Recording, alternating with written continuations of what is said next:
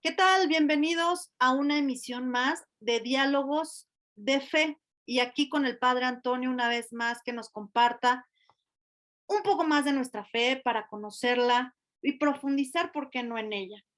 Padre, ¿cómo está? Bienvenido. Heréndida Duarte, ¿cómo estás? Gracias a Dios, bien. ¿Qué dice tu día lleno de luz? Pues así, lleno de luz, empezando Eso, cara. el día con el Santo Rosario, pues cómo no va a estar. ¿Estás contenta? Muy contenta. Bendito Dios. Sí, por gracia de Dios, la verdad. Digo, que habrá otra manera de estar contento. Exacto. Pues muy bien. Padre, pues muchas gracias por el tiempo que nos dedica en este espacio. Y en esta ocasión quisiera que nos compartiera sobre pues el llamado de Dios, pero específicamente, ¿por qué Dios se fija en el incapaz? Todos somos incapaces, unos más, otros menos, pero luego pone sus ojos en el más incapaz. ¿Por qué es esto, Padre?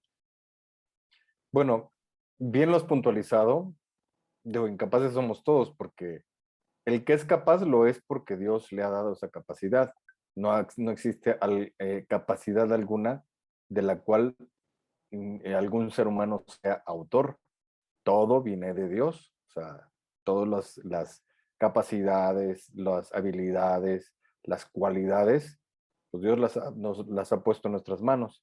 Pero ciertamente es, digamos, una situación icónica, que el que ha recibido dones de parte de Dios, eh, le es muy fácil confundirse ante los dones. Y si te das cuenta, por ejemplo, una de las cosas que pudiera ser una gran tentación es pensar que Dios está en contra del que tiene dinero, ¿no? Porque inclusive Jesús puntualiza muy bien en el Evangelio de que será muy difícil que los ricos se salven.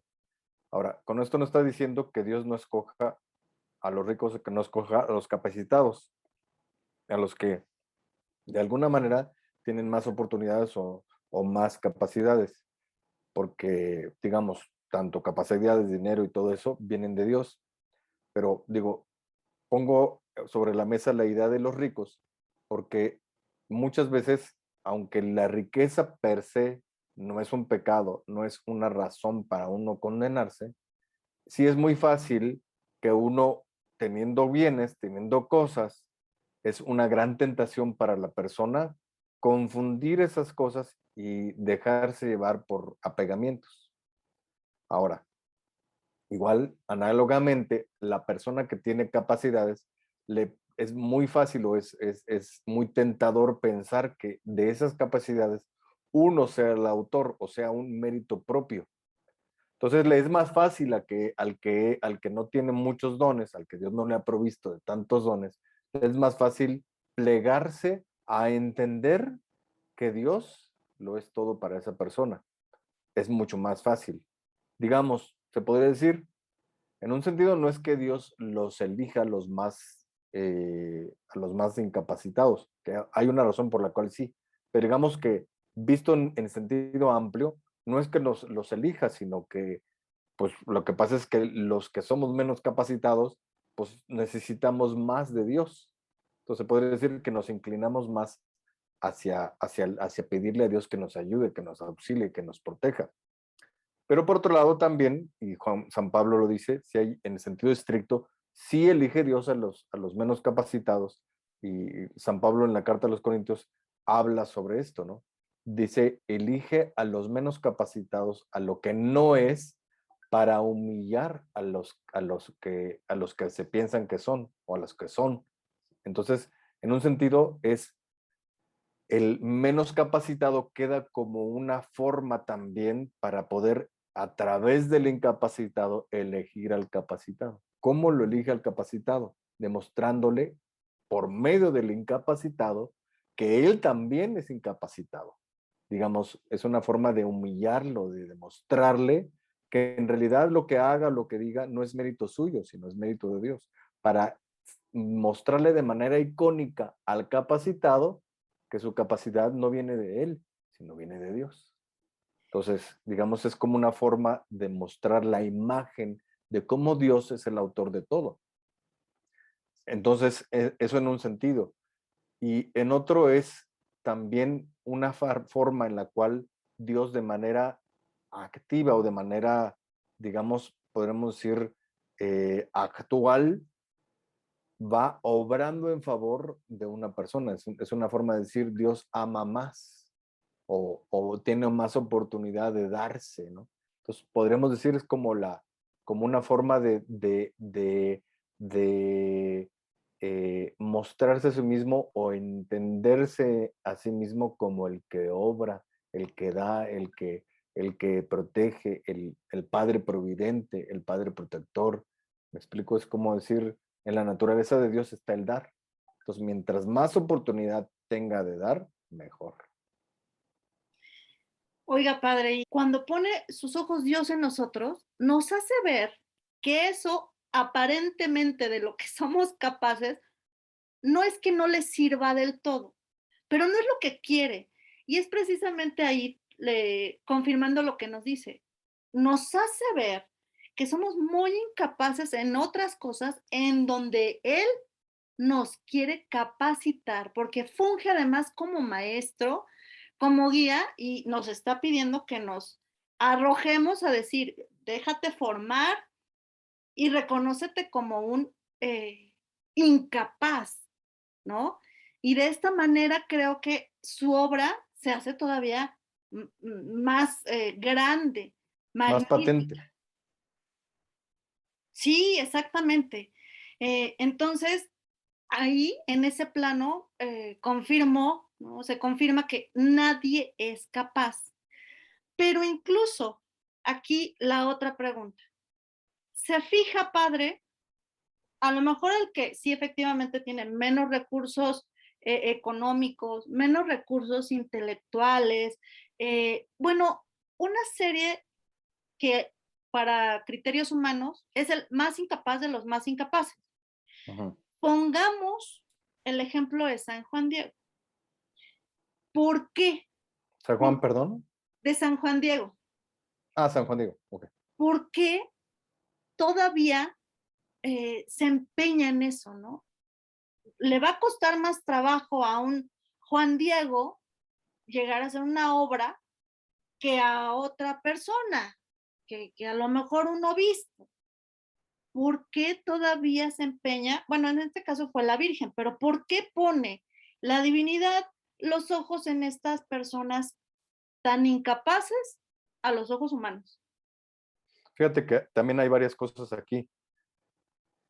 Entre ellas, has puntualizado algo muy importante, que Dios en ese sentido, al elegir el incapaz, porque fíjate cómo a Dios le interesa mucho, una de las cosas, una de las virtudes que más le interesan es la humildad, porque la humildad es esa virtud que es asiento de todas las virtudes y además es la que ayuda o abre a la persona a la gracia de Dios, a los dones.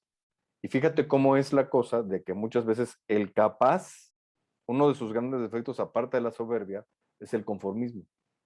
Porque el Mm, capaz se queda con que yo soy capaz, yo soy bueno, y ya no hace más esfuerzo por alcanzar otras cosas, como aquella frase que decía Sócrates, ¿no?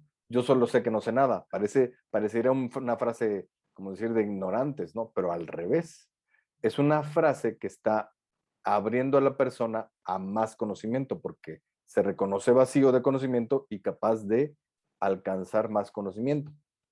Ahora, si te das cuenta, Dios en ese sentido, en el ejemplo que has puesto de San Juan Diego, a San Juan Diego le pide que vaya con el obispo. San Juan Diego, inclusive en la misma, en el mismo encuentro, primer encuentro que tienen con el obispo así como que, pues, ay, está indígena, no sabe nada, está inventando. San Juan Diego regresa humillado, regresa así como que, pues virgen, pues manda a otra gente, ¿no? Yo soy cola, soy ala, soy gente menuda, ¿no? En otras palabras, para que nos entendamos, yo soy naco, manda un fresa, ¿verdad?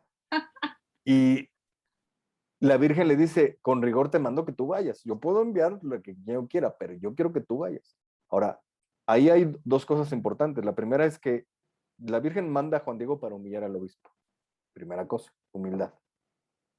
Pero también, digamos, es una prueba para el obispo, pero también es una prueba para San Juan Diego, porque ve tú cómo Dios se preocupa mucho por enseñar de manera visible.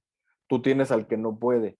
Le están proponiendo algo que supera sus límites, que va más allá de sus capacidades, que le hace saltar a, pues esto ya no lo puedo, esto nada más Dios es el que me va a sacar adelante, por un lado. Y por otro es ese empujar a la persona a hacer más, a no conformarse, porque Dios no quiere, yo siempre esto lo predico y es algo que tal vez nosotros tenemos católicos que tenerlo bien claro, porque a veces nos confundimos, ¿no?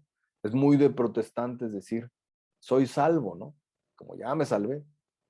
A ver, de acuerdo, la gracia de Dios te salva, dice San Pablo que eh, Jesús nos ha justificado, perfecto, nos ha ajustado a su querer, maravilloso. Por la gracia nos salvamos, eso es verdad. Pero, pregunta, ¿será lo único salvarnos? Digo, recordemos, ¿no? En nuestro camino de fe, no hemos nosotros dicho, o no seguimos ningún mandamiento que diga, amarás tu salvación sobre todas las cosas. O sea, digo, el mandamiento dice, amarás a Dios sobre todas las cosas, de tal manera que Dios es lo más importante para ti. Y de hecho, ¿te acuerdas de aquella oración de que dice, no me mueve mi Dios para quererme el cielo que me tienes prometido, ni el infierno tan temido para dejar por eso ofenderte? En esa oración, lo que está diciendo a mí, ¿qué me importa salvarme? ¿Qué me importa condenarme? A mí lo que me importa hacer es tú. Además de que es la lógica, por ejemplo, de la contrición perfecta.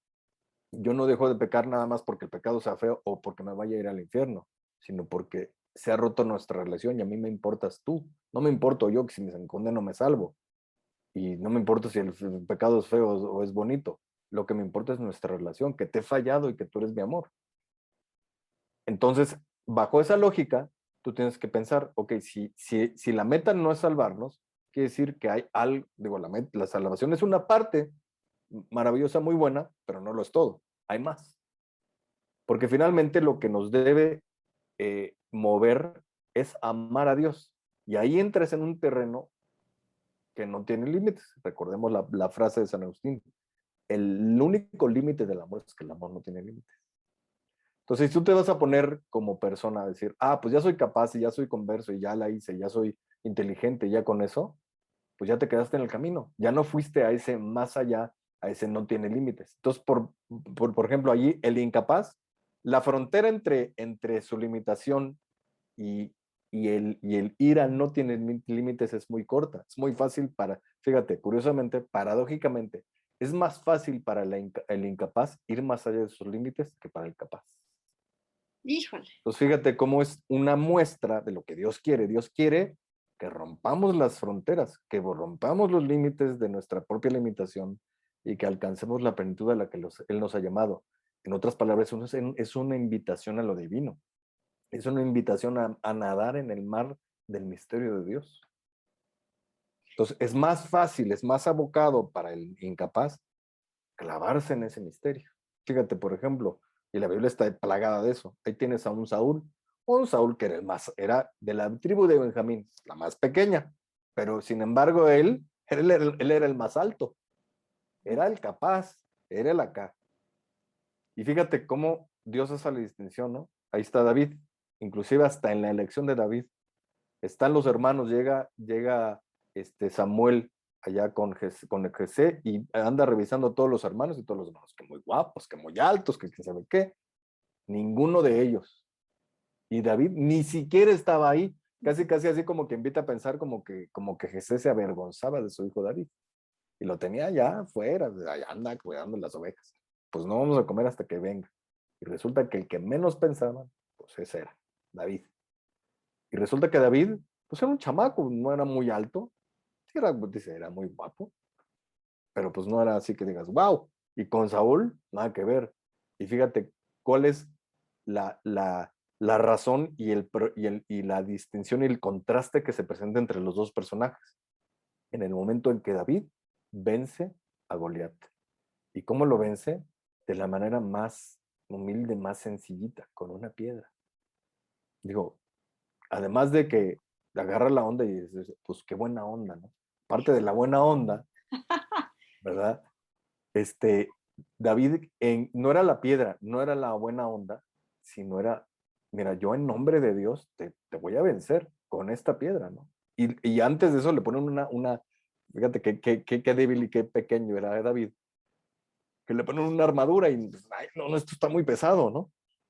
Pues con un guijarro, con una piedra, y le pega, y más allá de su propia puntería o la buena onda, es la gracia de Dios que lo asistía, ¿no? O sea, realmente quien venció a Goliat fue Dios a través de David. Y ahí se presenta el contraste y el problema entre el pequeño David y el gran Saúl. De hecho, inclusive icónicamente, Saúl significa grande, ¿verdad? A ver, padre, ahora se la voy a cambiar.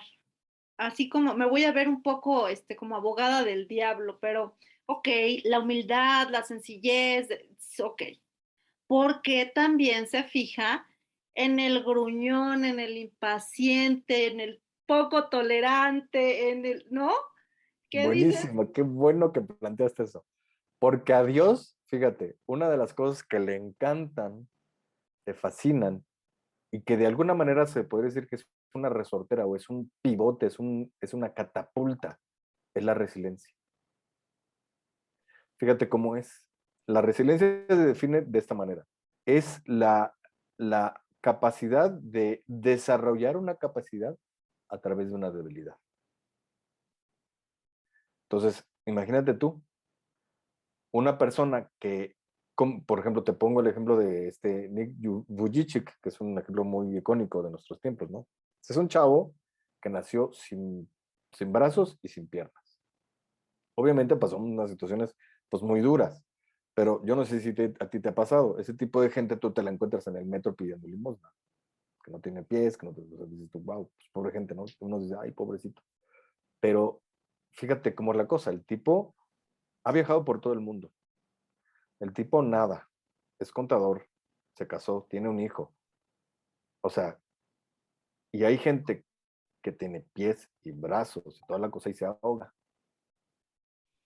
Entonces, fíjate, lo que pudiera haber sido su ruina, ese muchacho, si tuviera brazos y piernas, pues sería un contador bueno, tal vez daría conferencias y pues muy simpático y muy bueno, pero no tendría el impacto que tiene, porque lo que él está demostrando es que no hay límites. Entonces, la cuestión de la resiliencia, ¿no?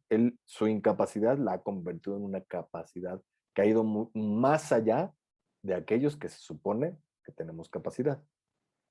Entonces, de alguna manera también se podría decir, inclusive lo podremos comparar con lo que Dios hace con el pueblo de Israel.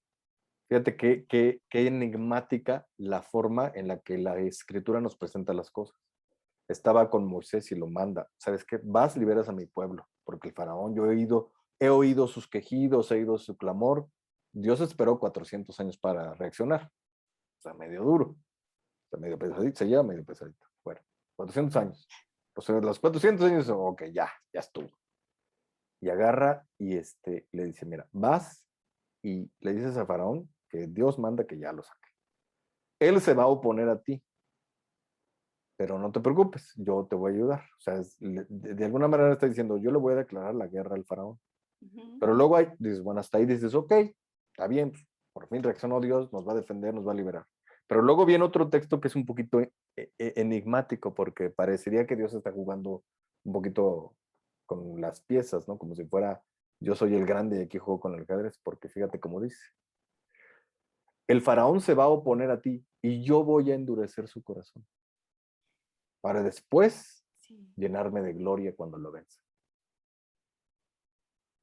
Entonces dices tú, wow, o sea, Dios mismo está provocando esto. sí. En un sentido, lo que está diciendo ahí también, ¿qué es lo que está buscando Dios? Si te fijas, esto es un evento externo, es un evento, digamos, de una situación política y social que de alguna manera está provocada por Dios. ¿Qué es lo que está buscando Dios?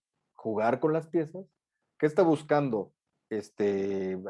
Ponernos a pelear y que se den en la torre y se den de chicotazos entre sí y burlarse de ellos. No. Fíjate cómo Dios constantemente está buscando el corazón del hombre. Y entonces, yo puedo liberar al pueblo. O sea, Dios podía hacer así, ya, a volar, Faraón, se acabó el problema. Es más, te cambio el corazón y es más, te hago judío también, órale, ya. Punto, Sí, se sí, sí. acabó. Dios tiene ese poder, pero resulta que Dios está buscando tu corazón, está buscando que tú te unas a Él, que seas libre en ese proceso de unidad. Y por lo tanto, lo que busca es conquistarte, te está cortejando. Entonces, con esta acción, ¿qué trataba de hacer? Demostrar a los judíos, mira, yo soy tu Dios, yo estoy contigo y te quiero y te amo. Y voy a hacer una distinción para que tú entiendas el contraste entre una persona que será muy buena en lo que tú quieras, pero yo te prefiero a ti y te voy a elegir a ti porque tú para mí eres especial. Todos esos mensajes están ahí, están dentro de todo esto. Para mí tú eres mi elegido, tú eres mío. Los egipcios no, tú eres. Entonces, todo ese proceso es para hacer ese contraste, ¿no? Y a la hora de nosotros, por ejemplo, vencer nuestras debilidades y nuestros malos genios y nuestras malas formas, es también una ocasión para decir, yo tengo misericordia de ti. Y, y además, yo trasciendo todo lo que tú tengas, todo lo que sea, mientras más defectos tengas, más va a ser incondicional mi corazón, más va a ser incondicional mi amor por ti, y más elegido te sentirás. Tú ponte a pensar, ¿qué es más fuerte? ¿Cuándo te entregas más? Acuérdate lo que le dice Jesús al fariseo, ¿no? Había dos personas, uno le debía 1,000 y el otro le debía 2,000. Le perdonó la deuda a ambos. ¿A quién lo amará más? Pues quien le debe más, ¿verdad? Entonces, mientras más Dios ejerza su gracia y su misericordia contigo, pues más lo vas a amar. Más te sentirás elegido, más incondicional es su corazón y su amor, y más omnipotente y poderoso se manifiesta Dios. Entonces, te fijas, hay un sinnúmero de mensajes que lo que buscan, te das cuenta, siempre es cortejar, es conquistar tu corazón. Y es algo tan necesario porque, digo, pensemos, ¿no? Tal vez tú ponte a pensar en un pueblo de Israel. Digo, yo me pongo a pensar en la idea, ¿no? La verdad es que yo, si yo viera eso, me quedaría de a 6, ¿no? Fíjate cómo el pueblo lo saca de Egipto y luego hace un prodigio que es impresionante. O sea, abre el mar para que ellos pasen y luego lo cierra y acaba con los egipcios. Allá andan los cientificistas ahí diciendo, no, pues que fue un evento, que no fue un milagro. Mira, sea natural o sea sobrenatural, pues qué coincidencia y como se llama, qué acomodado está la cosa de que en ese momento preciso, cuando ellos van a pasar, se abre el mar y en el momento preciso que ya pasaron, se cierre. O sea, dime si no es prodigio. Ahora, tú ves eso, imagínate al pueblo que ve ser fracasos que se cierra el mar y dices tú, caray, wow, o sea, Dios hizo todo esto por mí. Pues, ¿yo quién soy? O sea, es una cosa impresionante. Y fíjate qué curioso, cómo es difícil el corazón humano, porque a pesar de ver todos esos prodigios, todo eso que estaba tan claro que decir, yo te quiero a ti, después van avanzando, dan casi 3 pasos y ya empiezan a cambiar a Dios y empiezan a hacerle fiel. Entonces tú dices, bueno, qué necio es el corazón humano, ¿no? Pero Entonces, aquí, cómo Dios tiene que hacer tantas cosas, tantos esfuerzos para entrar en nuestra conciencia, para entrar en nuestro corazón, para decirnos, oye, convéncete, yo te amo, yo te quiero, entiéndelo, por favor. ¿Entiendes? yo aquí quiero seguir siendo, bueno, no es porque me guste, pero para tener más claridad todavía. Dele, que acuérdate que a Dios le encantan los retos. Échele lo gato del diablo. Como abogada del diablo todavía. Ok, mientras más miserable soy, mis defectos y todo, bueno, más misericordia de Dios, ¿no? Y ya lo dijo, más amor Dios tiene, ok, pues entonces, pues así soy, pues así me quiere Dios. Ujú. Incluso me quiere más que a otros, pues ¿y qué? ¿Y qué? Soy lo peor con mis hijos, con mi esposo, intolerante, gritón, violento, pues así soy y así Dios me quiere. Mira, qué bueno que traes a la luz eso, porque fíjate cómo es la cosa, que toda vez que Dios tiene ese tipo de misericordia, uno, eh, volviendo a la idea del menos capaz, solamente el menos capaz se da cuenta de su propia miseria. Es Ujú. muy fácil que uno que siendo pequeño pues te des cuenta que no eres nada. Para el que es capaz le es más difícil. Entonces es más fácil para el incapaz entender eso y entender de dónde fuiste sacado. Claro, los seres humanos con nuestra miseria, pues con todo y que somos pequeños y que nos salvan, nos sucede como el fenómeno y el síndrome del nuevo rico, ¿no? Que eras pobre y ahora eres rico, ya te sientes que le pasó a David, ¿no? Nos Ajá. pasa a nosotros, nos pasa a todos. Sin embargo, por eso es que ahí está Dios nuevamente y es muy necio, ¿no? Se podría decir, entre los necios, el más necio es Dios. Y te hace la lucha, pero de una manera te busca de otra. Y constantemente uno, fíjate, Dios va atendiendo y va buscando esa parte más digna de ti, que paradójicamente es la más débil. A David, en el momento de la grandeza, después de haberlo sacado del hoyo, ¿no? De la inopia, del anonimato, ¿no?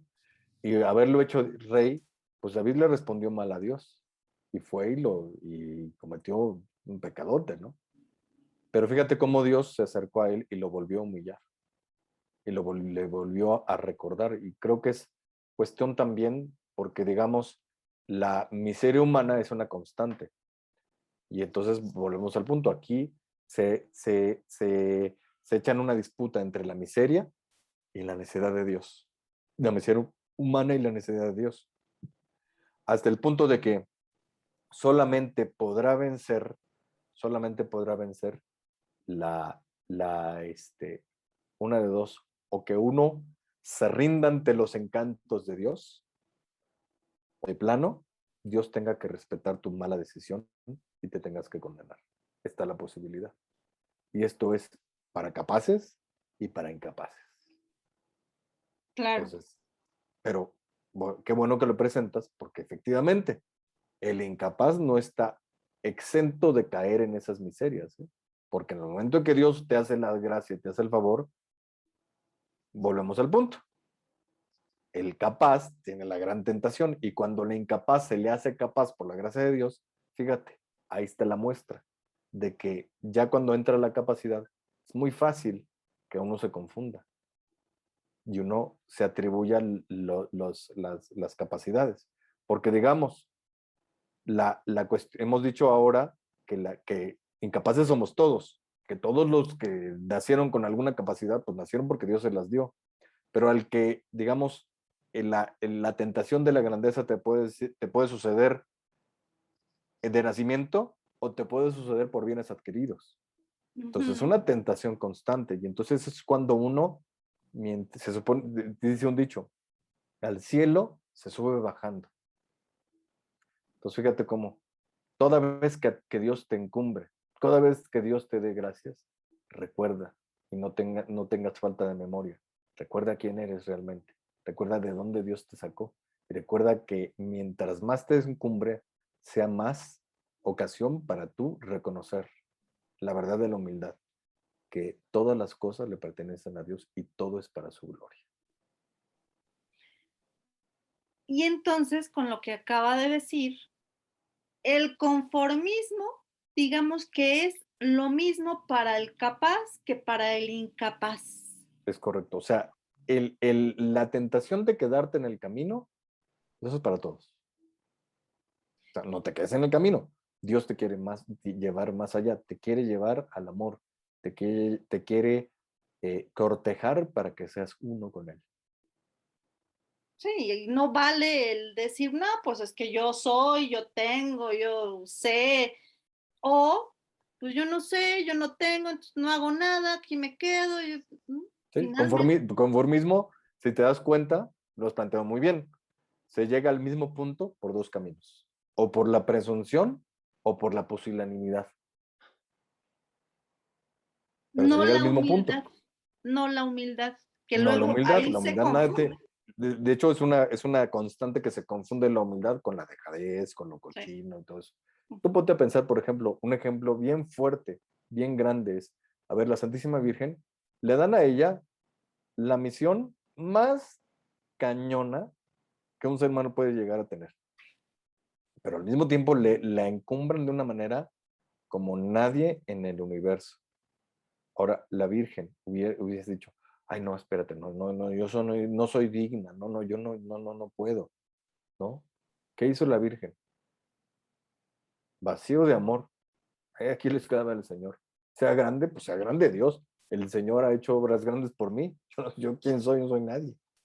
Y mira, es el ser más increíble que haya existido sobre la tierra, después de Cristo, claro.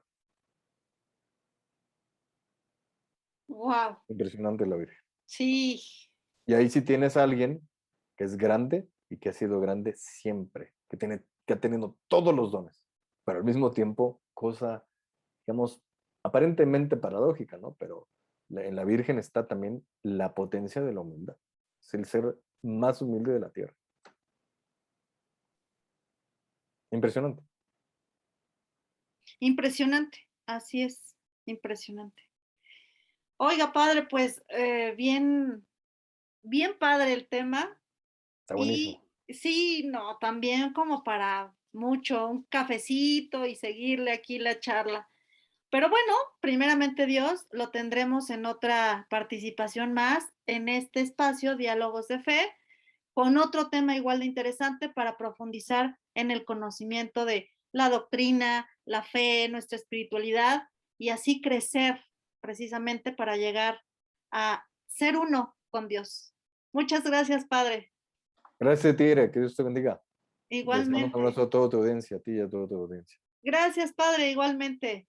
Hasta pronto.